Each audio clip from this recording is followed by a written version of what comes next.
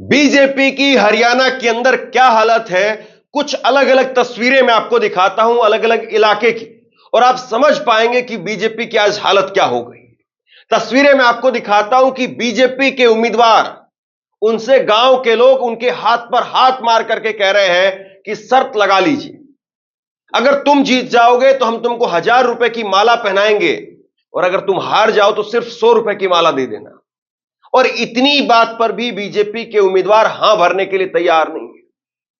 और सबसे बड़ी बात यह है, मैं आपको आगे खबर दिखाऊंगा, बीजेपी के दूसरे उम्मीदवार एक दूसरे इलाके में पहुंचे तो उनसे किसानों ने घेर लिया और कहा कि जब शुभकरण के ऊपर गोली चलाई जा रही थी, जब संगू बॉर्डर के ऊपर किसानों पर रबड़ बुलेट चलाई जा रही थी, ड्रोन से आंसू गैस के गोले छोड़े जा रहे थे, तब तुम कहां थे? और सिट्टी पिट्टी गुल हो गई। और इसके साथ में विनीश फोगाट की भी खबर मैं आपको दिखाने वाला हूं। विनीश फोगाट को लेकर के भाजपा के नेताओं ने और हरियाणा में अलग अलग नेताओं ने अब जो है वो अपना समर्थन भी दे दिया है। और इसके साथ में विनीश फोगाट को लेकर के हरियाणा के जुलाना में बलराज कुंडू ने अपनी पत्नी को वहां पर उम्मीदवार बनाया था, लेकिन उन्होंने अपनी पत्नी की उम्मीदवारी वहां से वापस ले ली है। बलराज कुंडू एक बड़ा नाम है और अपनी खुद की उनकी पार्टी भी है। तो आप सोचिए कि हरियाणा में बीजेपी की अब स्थिति क्या होने वाली है। लेकिन सबसे पहले एक वीडियो मैं आपको दिखाता हूं। बीजेपी के उम्मीदवार जब गांव के अंदर पहुंचे, हालांकि ये पहले अनूप नाम है इनका, और ये पहले जेजेपी के विधायक थे, जेजेपी सरकार के साथ में ही शामिल थी, लेकिन अब ये चुनाव आते आते जेजेपी को छोड़ करके ऑफिशियली बीजेपी में शामिल हो। और जब बीजेपी में ये शामिल हो गए तो उसके बाद में जब गांव में वोट मांगने के लिए पहुंचे तो गांव के लोगों ने कहा कि तुम्हारे जीतने की अब गारंटी नहीं है, 2 बार तुमको जिताया, अब तीसरी बार नहीं जिताएंगे। और इसके बाद में विधायक ने कहा कि 2 बार भी तुम्ही ने जिताया है और तीसरी बार भी आप ही जिताओगे। तो बुजुर्ग ने विधायक का हाथ पकड़ करके उसके हाथ पर अपना हाथ मारा और कहा कि अगर तुम जीत जाओगे तो मैं तुमको 1000 रुपए की माला पहनाऊंगा, और अगर तुम हार गए तो सिर्फ मुझे 100 रुपए दे देना। इस बात पर भी जो है वो तैयार नहीं हुए। और इसके बाद में बुजुर्गों ने और टांग खींची और कहा कि तुमने हमारी मदद नहीं की, हम तुम्हारे ऑफिस में कितनी बार गए, तुम्हारे कार्यालय के अंदर कितनी बार गए, लेकिन तुमने हमारी मदद नहीं की। इसके बाद में विधायक ने कहा कि नौकरी दिलवाना हर किसी को जो है वो मुमकिन नहीं है। गांव के लोगों ने कहा कि हम नौकरी की बात नहीं कर रहे हैं, हम तो ये कह रहे हैं कि तुमने हमारी सुई में धागे जितनी भी मदद नहीं की। हरियाणवी के अंदर है, इसीलिए मैंने थोड़ा सा उसका ट्रांसलेट कर दिया है, बाकी आप थोड़ा सा कोशिश करेंगे तो समझ जाएंगे। सुनिए। सुन लो, भारत माता की जय, भारत माता की जय।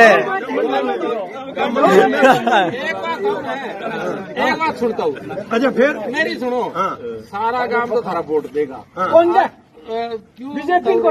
मेरी बात सुनो, तो जीत जा 1000 रुपये की माला जीत की गलू हमें इतना हार जात मन दे दिए 100, क्या गारंटी? मैं तो 100 मैं 1000 की तू 100 की, मैं तो तेरे 100 दूंगा, नहीं तेरे 1000 की जरूर दिलाऊंगा। क्या क्यों और बोल क्यों जीत क्या हुआ? जीतेगा तो जीतेगा तो भाई तू नहीं जीतेगा। धरती पर रहने छोड़ दिया की साहब को।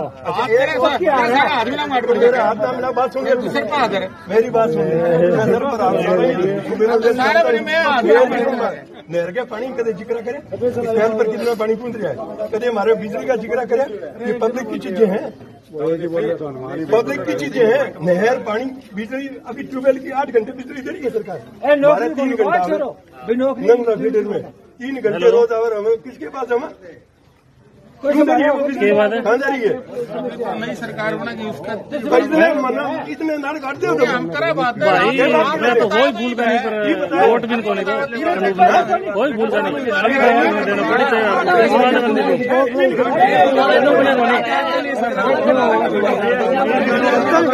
अच्छा, आप ये दावा कर रहे हो, दावा करें मैं जीत क्यों गिरे? हमें तब तक मैं बढ़ जाए, जीत तो जाएगा। हमारा वोटा जीतूंगा, हमारा वोटा तो जिता दिया 2 बार, 12 और का भी नंबर आओगे। 2 बार पूरी हमने जिताया, 2 बार, तीसरी बार भी हम जिताओगे। तीसरी बार तो हम जिताओगे, तुम्हारी मर्जी होगी तो। हमारी मर्जी। ठहरो, भाई नहीं रिटू साहब बोल बोलन दे तू सुनो ये क्या है 50 घर है तुम्हारा का सारा ला रहे हा 200 वोट आया करता 800 वोट आवे है क्यों आया बे सारा कारण आए आया हाँ। मैं कै बार गयो कोठी पर एक बार कहो मैं कहा हुआ तो बता दो मंत्री नहीं आप के कहो कौन ही हुआ आप बात क्यों कर गई थे मैंने वो सतीश रहे एक बात मैं क्यों कही बाबा न्यू कही मैं सुन तो न्यू क्यों कही एक बात बताओ आप भाई नौकरी सब आप नौकरी कौन एक सुई के तक गई तो मांगो एक चीज थोड़ी सी इसके बाद में एक और बीजेपी के उम्मीदवार गुहला हलका के अंदर वो वोट मांगने के लिए पहुंचे और वहां पर किसानों ने बीजेपी के उम्मीदवार को घेर लिया। ये तस्वीरें आप देखिए, तस्वीरें हैं सिंगू बॉर्डर की और ये तस्वीरें 5 महीने पहले सिंगू बॉर्डर पर किस तरीके से किसानों के ऊपर बौछारें की गई, रबड़ बुलेट की बौछारें, ड्रोन से आंसू गैस के गोले छोड़े गए और उसमें एक शुभकरण नाम के नौजवान किसान की मौत भी हो गई। और अब उसी को लेकर के गांव के लोग पूछ रहे हैं कि जब शुभकरण पर गोली चलाई जा रही थी तब तुम कहां थे? फिर उसके बाद में विधायक ने कहा कि वो मेरे अधिकार क्षेत्र में नहीं है और काम बताइए।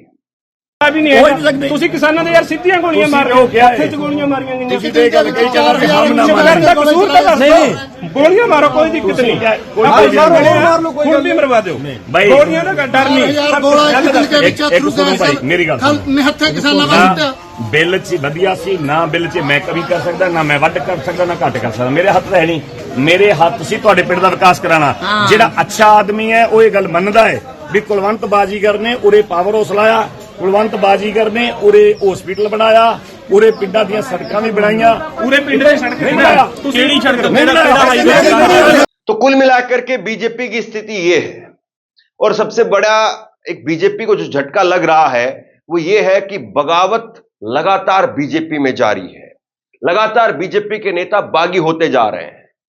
करणदेव कंबोज की मैंने वीडियो आपको दिखाई थी, जरा स्क्रीन पर ये देखिए। 2-3 दिन पहले हमने आपको वीडियो दिखाई थी जिसमें वो नायब सिंह सैनी जो कि वर्तमान में हरियाणा के मुख्यमंत्री थे उनका हाथ झटकते हुए जो वो दिखाई दे रहे थे। ये नायब सिंह सैनी इनके घर पर मनाने के लिए पहुंचे थे। नायब सिंह सैनी ने कहा कि मान जाइए फिर आगे जो भी बात होगी तब देख लेंगे, लेकिन उन्होंने मुख्यमंत्री का हाथ झटक दिया था और आज ये कांग्रेस के अंदर शामिल हो गए हैं। ये तस्वीर आप देखिए, भूपेंद्र सिंह हुड्डा के साथ में करणदेव कंबोज यहां पर हाथ मिलाते हुए नजर आ रहे हैं जिन्होंने हाथ झटक दिया था नायब सिंह सैनी का। तो हरियाणा में जमीनी मिजाज ऐसा लग रहा है कि बदल गया है और बीजेपी को इसका बहुत तगड़ा झटका लगता हुआ दिखाई दे रहा है। विनेश फोगाट को लेकर के मैं आपको कुछ खबरें दिखाता हूं। रणजीत सिंह जो कि हरियाणा सरकार में नायब सिंह सैनी की सरकार में वो मंत्री रहे और उन्होंने अभी एक पोस्ट किया थोड़ी देर पहले, उसमें उन्होंने लिखा है कि अंतर्राष्ट्रीय ओलंपिक में फाइनल गोल्ड मेडल जीतने तक पहुंचने वाली 1 मिनट में करोड़ों लोगों का आशीर्वाद प्राप्त करने वाली महिला खिलाड़ी विनेश फोगाट को जुलाना हलके में चुनाव में मेरा पूरा समर्थन है। लोगों से अपील है कि भारी बहुमत से जिताएं। और इसके साथ में आपको मैं पहले ही तस्वीरें दिखा चुका हूं कि हरियाणा के अंदर जुलाना से अपनी पत्नी को पर्चा वापस लेने की बात बलराज कुंडू कह चुके हैं। बलराज कुंडू ने भी जो है वो अपनी पत्नी का पर्चा वापस दिलवा दिया है। मैंने तो जुलाना से अपनी धर्मपत्नी को चुनाव लड़ाने का ऐलान कर दिया था, उनकी टिकट की घोषणा कर दी थी, लेकिन अब बाद में कांग्रेस की टिकट विनेश फोगाट को देने के बावजूद मेरा मन अपनी उस कमिटमेंट पे खड़ा था और मेरा मन बन चुका था कि हम विनेश फोगाट के सामने चुनाव न लड़के उसको सपोर्ट और समर्थन करें। और उसी संदर्भ में पिछले 4-5 रोज से जुलाना के जो खापे हैं उनके जो प्रधान मेरे से संपर्क में थे और कल वो मुझसे मिलने भी आए थे। तो उनको मैंने यही कहा था कि मैं तो पहले से ही घोषणा कर चुका हूं और आप आए हो तो आपका शर्म आते कल आकर मैं जुलाना विनेश का समर्थन करूंगा और पूरे उसको फाइनेंशियली मदद भी करूंगा और पूरी तरह से अपना ऑफिस, गाड़ी घोड़ा, जो भी मेरा तंत्र वहां है, वो पूरी तरह से विनेश के लिए अवेलेबल होगा चुनाव लड़ने के लिए। बीजेपी के लिए एक और बड़ी बुरी स्थिति है। बीजेपी ने अपने 40 प्रचारकों की लिस्ट जारी कर दी है। ये जरा 40 प्रचारकों की बीजेपी की लिस्ट देखिए, और ये 40 प्रचारकों की लिस्ट में आपको एक नाम दिखाई दे रहा होगा, जो कि नाम है नवीन जिंदल का। नवीन जिंदल जो है वो बीजेपी के स्टार प्रचारक हैं, और नवीन जिंदल की मां सावित्री जिंदल वो निर्दलीय मैदान के हैं, निर्दलीय प्रत्याशी के तौर पर मैदान में है। 34 नंबर पर नवीन जिंदल का नाम आप देख सकते हैं। तो अब सवाल यह है कि नवीन जिंदल को जब हिसार की सीट पर जब बीजेपी चुनाव प्रचार करने के लिए भेजेगी, तो नवीन जिंदल किसके लिए प्रचार करेंगे और किसके लिए वोट मांगेंगे? क्या अपनी मां को हराने के लिए वोट करेंगे, अपनी पार्टी को जिताने के लिए वोट करेंगे, या फिर ये सिर्फ जो है वो बीजेपी खाना पूर्ति के लिए औपचारिकताएं कर रही है, बाकी बीजेपी की हवा खत्म हो चुकी है? सवाल ये भी है। एक तस्वीर मैं आपको और दिखाता हूं। ये टाइम्स ऑफ नाउ भारत ने ट्वीट किया है और उन्होंने बताया कि फेक न्यूज अलर्ट है। हुड्डा को लेकर के एक वीडियो जो है वो बार बार सर्कुलेट किया जा रहा है, और वो टाइम्स नाउ भारत का वीडियो बताया जा रहा है, जिसमें हुड्डा आरक्षण को लेकर के बात कह रहे हैं, लेकिन ये फेक, फर्जी खबर है। मतलब बीजेपी अब आखिरी पायदान पर आकर के लड़ाई लड़ती हुई नजर आ रही है, और आखिरी पायदान उनका वही है जहां से वो पहला पायदान शुरू होता है, और वो है कि आप नैरेटिव बनाइए। नैरेटिव में कितनी सच्चाई है, कितना नहीं है, वो छोड़ दीजिए, बस नैरेटिव बनाइए। आरक्षण को लेकर के भूपेंद्र सिंह हुड्डा का एक फर्जी वीडियो बना दिया गया, उसको शेयर किया जा रहा है। तो कुल मिलाकर के ऐसी स्थिति है, तो बीजेपी की कहां से पार पड़े? और बीजेपी ने 40 स्टार प्रचारकों की लिस्ट जारी कर दी है। क्या 40 स्टार प्रचारक बीजेपी की 40 सीट भी दिलवाने में कामयाब हो पाएंगे, या बीजेपी की अब तो और भी खराब हालत होगी? आप क्या सोचते हैं? नीचे कमेंट बॉक्स में लिख करके जरूर बताइए। इस वीडियो को शेयर कीजिए, और इसी तरह की तमाम खबरों के लिए ऑनलाइन न्यूज इंडिया को सब्सक्राइब कीजिए। आपका बहुत बहुत धन्यवाद।